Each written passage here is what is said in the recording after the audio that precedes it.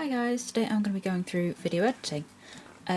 So there are lots and lots of different programs that you can use, from the sort of high-end Premiere to Sony Vegas, but what I'm going to show you today is one that you can actually use for free. So this one is called VideoPad. You can download it online. You can use it for free if you're using it for non-commercial use, so for things like CMVs where we don't get paid to do it, I will use this because it's more intuitive for me. But you can also buy the professional edition, which, you know, is worth it in the long run if you want to do things for businesses or you want to use it for monetized videos. But today we're just going to go through the basic one. So you've got your new project, you can open an existing project. Obviously I've got some that I'm working on right now. So it goes to new project and I'll go through all the bits with you. So this is your preview bar. So if you've got a clip or a sequence, you can preview it here. This is what's called a bin. You can have video files, audio files, images, anything that you are working with, raw footage will go here. This is called the timeline, and this is where most of your editing will be done. This is where you will put things in order and sort of change things. So yeah, it's the bulk of your editing will be done there. So let's start. You want to add files. So we've got plenty to choose from. I'll go with the Wolfstar stuff for now, why not? I'll just a few of those. Okay, and then you just add files.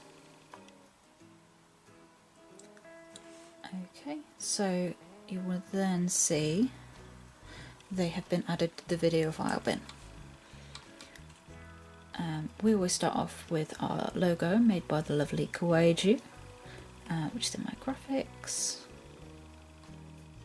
regulars, there you go, Bandursnatch, and we can also add audio. So I've got some free YouTube stuff that I've downloaded. There we go, so it's obviously adding it there. And again, you can add images. I'll just grab one. What do we have? I need to clear out my folders. There we go. Let's have some Narcissa. Okay. So you've got all your raw footage. Now you need to do something with it. So what you do is you click on it, double click, and then you just drag it down onto the timeline. And there you go. You've got the little logo there. And then you can drag it all down. So if you want to just preview the clip that you're using, you click on the clip and just play it, and it's on clip preview. If you want to preview the whole thing, if you go down here, it will switch to sequence, or you can just automatically switch it from there to there, and it will play your whole sequence through. Okay, so now you have your sequence of videos. What you can do with them? Well, there's lots of things you can do. The first thing you can do is you can actually change the length of it. So if you want your scene to stop there, you can either use the split button, which divides the clip in two, and then you could take the bit out that you don't want, or undo that. If you hover over it, there's a little marker, so you can then just click and drag to the point that you want to cut off. This can be handy if you're sort of overlaying different things, but that is how you sort of change the length of clips or take out bits that you don't particularly want to keep in. So the camera makes a slightly odd jolt there, so what if I start that from there? And then it drags along.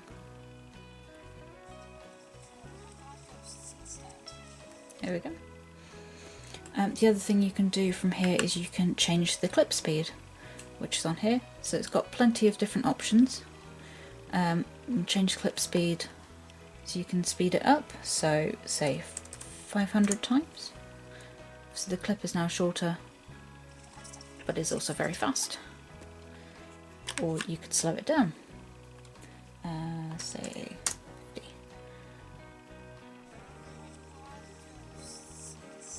There we go. Okay, so what else might you need? So what we've got is something called transitions. This is how you move from one scene to another. It tends to be things like dissolves, fades, you can have different shapes, you can have it sliding. But what you're going to need to do is you're going to need to layer it. So you're going to need one clip on top and another underneath, and that way the transition will sort of go between those 2 points. So if we do that now, we can fade through, and I will show you it looks like that. The more clip you have, so I'll show you, if I zoom in, this little bar here is how much transition there is. So if I bring that along to match that bar there, you'll see that the transition is more smooth, there's no sort of weird black edges. There we go. So that's how you do transitions. Right, what else can we do with these clips? Well, we can use something called effects. So you can either do it from here or from up here. And there are just different things that you can do to change what the raw footage looks like. So if I roll over the ones I use, crop. So crop a selection of the clip, it removes unwanted edges. So it even animates what it does for you. I tend to use scale, which is you can shrink or expand clips to fit the screen or to have video in video. Another one I tend to use is position, that can change the position of the clip, which is quite handy. Okay, we also have auto levels. Your best bet would be to make sure that you check your white balance before you start recording, but this can help balance everything out a bit. You've also got different kinds of adjustments, the exposure, even the temperature of the scene. Transparency I tend to use relatively often as well to help bring things in and out of the scene, or you can use it to overlay an effect. Black and white and sepia and even old film can all be used in conjunction, so you can layer your effects. So if I use sepia, for example, and that transforms the film into this sort of old-timey looking effect, and you can change how intense it is. What you can also do is you can start off and you can mark a point, and that's called a keyframe, and then you move along to where you want it to start fading out, and you can then add another key point, and it will just sort of fade in and out as you want it. Another key point, and that, when you drag it along, will sort of fade the effect out for you, or you can fade it back in. You can always have a bit of a play.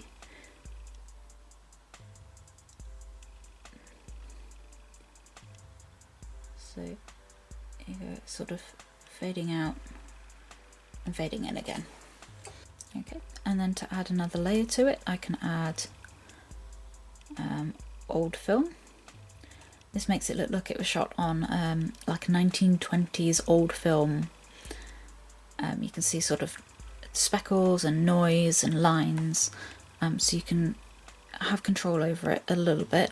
I'm going to untick black and white because I like the sepia tone, and then it just sort of fades in and out. That's quite a nice one to use if you're sort of doing flashbacks or anything like that. So yeah, and then when you play it through, so you can see it's sort of the sepia tones fading out, and then it'll fade back in again. There we go. So really, your best bet would be to get some raw footage and just play around with it and see what you can come up with. So I'll show you another one. So if I show you crop, and then you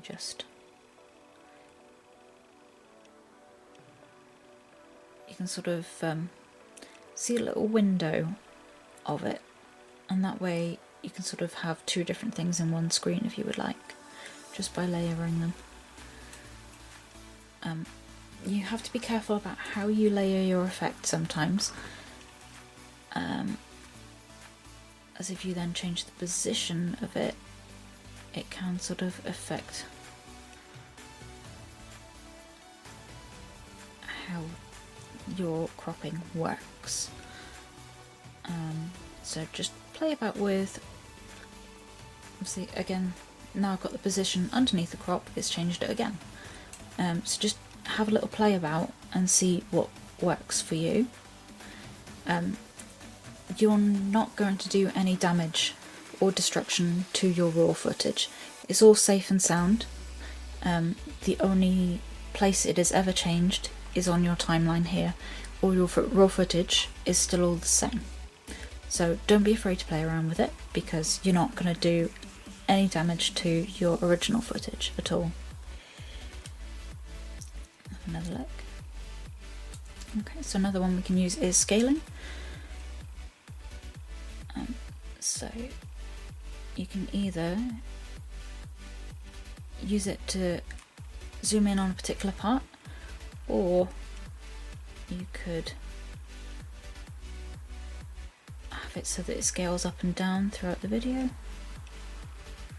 It can be used as another form of zooming in and out.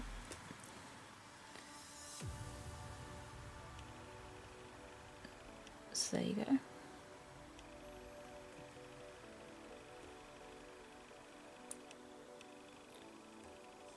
And on the preview, you can see it slowly zooming out. So once you've got all your sort of footage played around with, you might want to add a title. So there are different ways you can do this. You can either do it through add text or add title. These are set animations. I quite like this one. Similar again. And you can change the font, you can change the size, so make it a bit bigger. You can change how wavy it is, you can change the height of it, you can even change the colour of it. And then bring it again over to what you want it to show over. And as you can see, it's actually come up right in the middle, which is, if you don't have a logo, that's fine. If you do, what you want to do is you want to use the video effects, and you're going to want to use position. And with this, so you can actually see the letters, you can just bring it down to where you want it to be. So just use your position. You don't need to add any keyframes, this will just keep it constant. And there we go. It is now underneath your logo. Okay, so with adding text, this can be used for titles, it can be used for subtitles, or to make a list or a bullet point, or even just an annotation on your video. So if you type what you want to put. Okay, so you can change the font, so I've got quite a few here.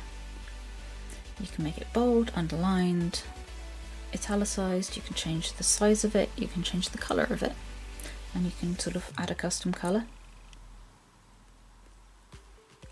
You can create an outline, you can create a shadow, you can have it scrolling bottom to top, top to bottom, left to right, right to left. You can change which side it is. There we go. The one that's quite handy to note is this one. So you can create a background for your text. You can have it on the editor only, which so it will only show up on here, it won't show up on the video. This just means if you're using a light font, you'll be able to see what you're doing. Or you can switch it to full background and it will appear on your video. So you can change it to a different colour and that would then appear on your video. Let's change it to something that's not horrendous here.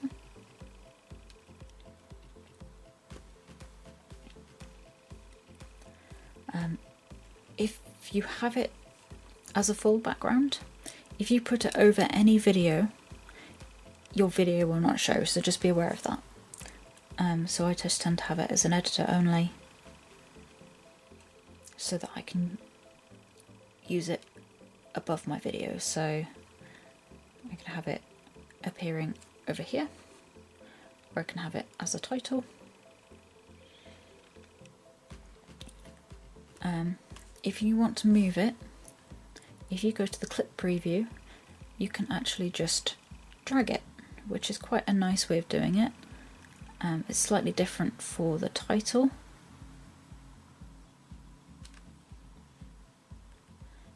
But yeah, you can sort of drag it to where you want it to go. And because it's transparent, you can layer these. So you could even have a mix of the two, so you've got Wolfstar and you've got the CMV at the bottom. Okay, so that's the basics of titles and text. Something else you might want to do is you might want to add an image to your video. So you literally just drag and drop it where you want it. You can change how long the image stays on your screen for by adjusting it here. You can also use the video effects to change things like the position of it, how big it is. So again, if we do scale, and we can make it smaller. And then if you use position, you can change where on the screen it sits, and you can do that for multiple images. There we go. So now I've got a little Narcissa judging. Okay, on to audio. Now, your video and audio that you record together will be interlinked. So what you're going to want to do, if you don't want the audio for it, is to right click, unlink from audio. That means you can manipulate these separately, so you can actually just delete the audio if you're doing a CMV and you don't want the background noise. And so you then have a silent film. So again, unlink from audio and just delete the audio. If you want to add your own audio, just go to the audio files in your bin here. And again, same as with video, you just drag it down. So drag it along there. If you've got video and audio that are interlinked, however, and you want to keep the video, you will have to have it on a different track because it won't go on that track without ruining the rest of it. So that's something to bear in mind. But as you can see, you've now just got video with your new audio. If you're doing something like a tutorial where you need to hear your original audio but you'd like some background music, all you need to do is come into here and you can change the volume. So instead of having really loud, you can have it on sort of 5, and then you'll be able to hear your original audio and your new background music. No, I'm literally just gonna... Like so. Unfortunately, unless you pay for it, you won't be able to use any of the other effects. But for a basic video, you won't really need a lot. A feature I've actually found on this that I've never actually used is you can actually record your video straight to here, or you can record audio, so you can narrate something. If you're doing a let's play, you just want to have the voiceover, you can do it through here, and then I think you just add it on as you would your normal audio file. As with anything, you're going to want to save as you go along, so that just saves your project. I've already saved it as an untitled one, so but you can rename it to anything you want and save it to wherever you want. Okay, so now we have a lovely video. we've got titles, we've got video sped up, we've got a dissolve, we've got sepia, we've got old film, we've got audio playing along underneath. What else we've got? We've got subtitles, we've got an image on screen, we've got gentler music, and we've got an end card. So you've got that. Now you want to share it with everyone. What do? You want to export it. Now this merges all the layers down to one single video file. So you go to export video file, find a place to save it, make sure you know where you've saved it to, and rename it. So you're going to want an AVI file, you're going to want a constant frame rate, and this is the one we tend to use, which is, it specifically says YouTube 720. You can go higher than that, but this is the one that we tend to use. And then you just create, and it will then render it. It'll tell you how far along it's got, and obviously the more in this timeline, the longer it will take. So if you've got an hour-long panel, which is what we do for Taz, it's going to take a while to do. Whereas if you've got a 3-minute CMV, it can take shorter. It also depends on how many effects you've got. So just make sure that you've got the time to render it. So you can see it's going quite fast. And then it's completed. And if you go in here, you can actually just play it.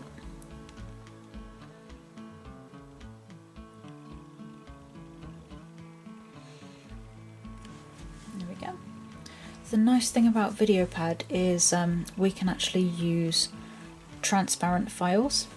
So our logo is transparent, however in Vegas and Premiere, unfortunately it shows up as a white block. But for VideoPad, it's very good for creating a transparent logo. So that is the basics of video editing. Every editor works differently, every editing software works differently. If you pay for things like Premiere or Sony Vegas, you may find yourself being able to use green screening or magic effects. If you have any questions, please pop them in the comments below. And we'd love to see any work that you guys do, so feel free to link us that as well.